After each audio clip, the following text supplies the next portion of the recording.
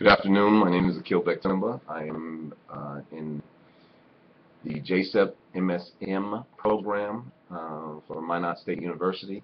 This class is Human Resources Management. Today is April 16, 2013, and this is the presentation for FedEX Problem Identification, Alternatives, and Recommendations. I won't go into the whole company profile or any of that information, as we've already done that in previous presentations and earlier in the class. But I will go through some of the identified problems or challenges and what considerations should be paid attention to or given in regard to developing and coming up with alternative solutions or recommendations. The first of, I'll try and keep this brief because that's been my issue. I seem to talk a lot, so I'll try and keep it brief. Here we go. The first identified problem, the first of the four that I have in my paper, one of them is company fragmentation. And what I mean by that is that FedEx is divided into a range of subsidiaries. We know from the reading that there are different divisions that are different on a global and an international, on a domestic and international scale. There's FedEx Ground, there's FedEx Kinko's, there's border and other negotiating factors and those other subsidiaries. So there's on all scales there, FedEx is kind of spread amongst these different areas. And although this breakdown has proven to be an incredibly profitable direction, the structure does have challenges. One of the challenges, and I guess this would be my focus, would be the fact that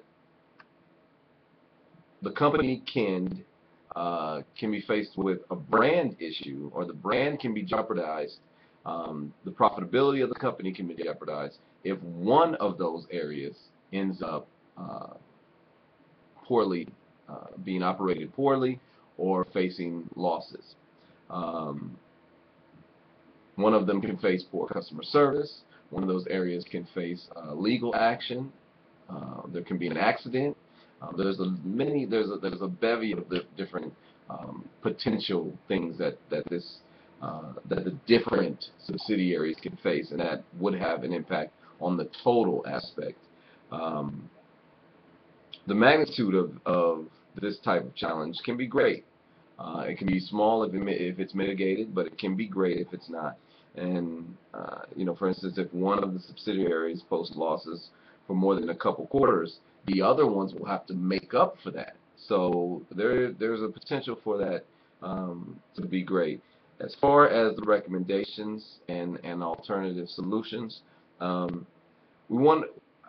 saw that the recommendations that insulate FedEx from this type of damage really focuses on its capability to create and develop and implement innovations.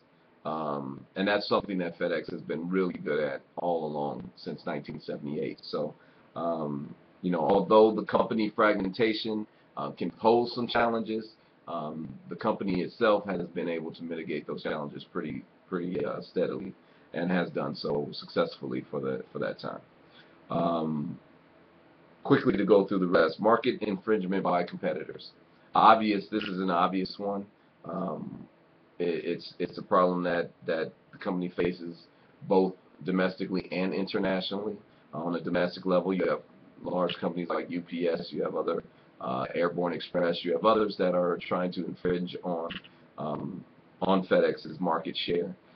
Internationally, you have local businesses and local delivery companies that infringe. And so one of the things that FedEx has to do in this case is look at their price points and possibly make some adjustments.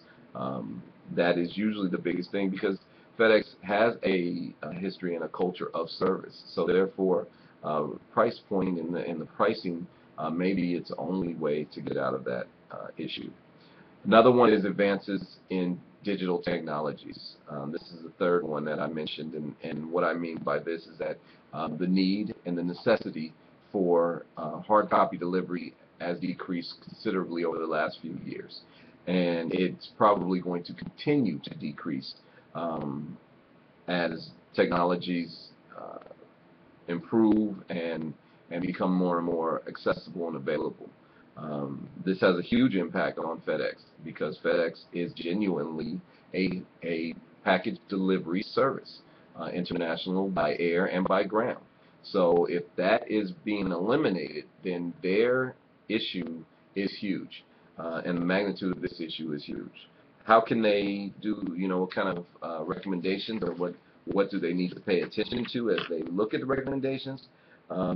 They really need to look at how they can tap into the digital age, and maybe change some parts of their business model, because ultimately there will always be a need for something to be delivered at this point, whether it be the computers themselves that we work on to eliminate FedEx.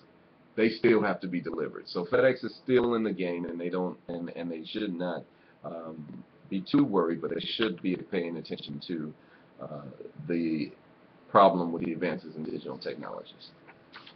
Number 4 is the global impact on FedEx, and this is a problem, and has solutions as well. But this is a problem because FedEx operates on a global scale. We know that. It has an international presence, especially in countries like China, where it's made a huge investment. Planes and ships and all of this other stuff, FedEx has really made a huge investment in China, because China being the largest exporter in the world.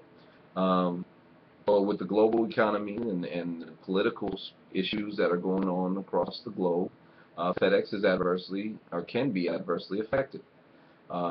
It impacts them by forcing them to cut back on the use of certain materials and shipments, which obviously would be preferred by customers. It makes them it forces customers to, although they may be loyal customers to FedEx, it may make them look at other options who are less pricey.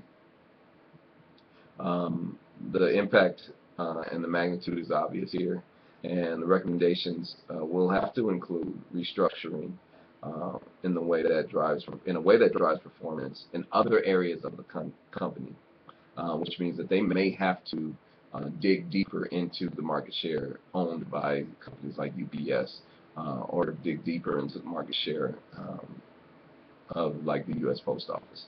So they have to find other areas where they can their operating income can rise, and they can cause increase in revenue. And that's it. Thank you for your time.